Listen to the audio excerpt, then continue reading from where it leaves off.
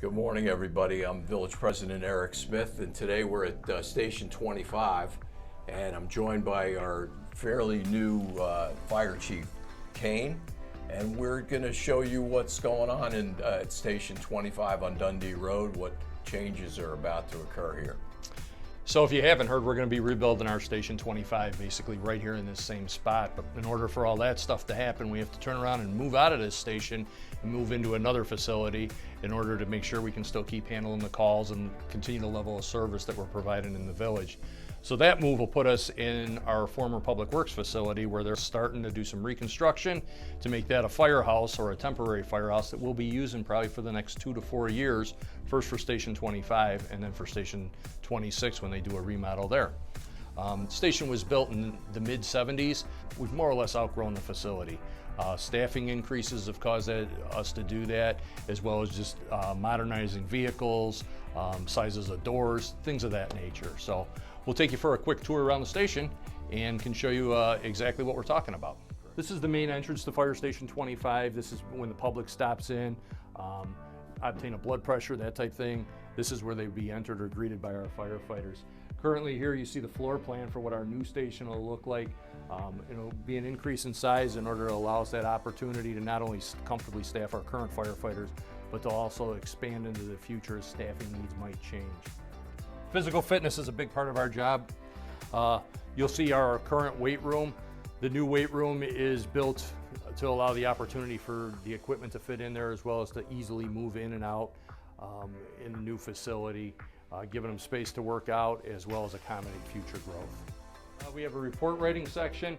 Many of the calls we go on have to be documented and reported for statistical purposes as well as legal reasons. Currently, this is our report writing area where they'd come back, they'd finish up their reports. The vehicle parking area will basically double in size as we move into a new station. This area was built, like as we said, in the 70s.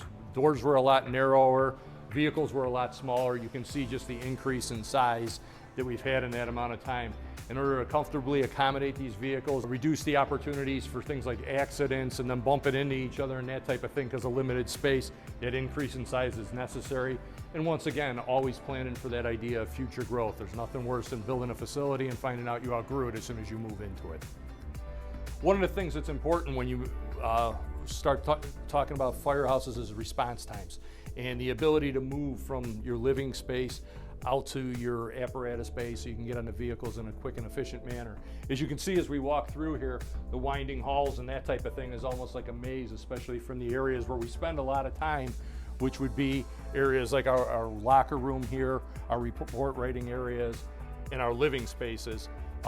This station itself is not designed with that efficient setup and layout due to things like remodels and that type of stuff.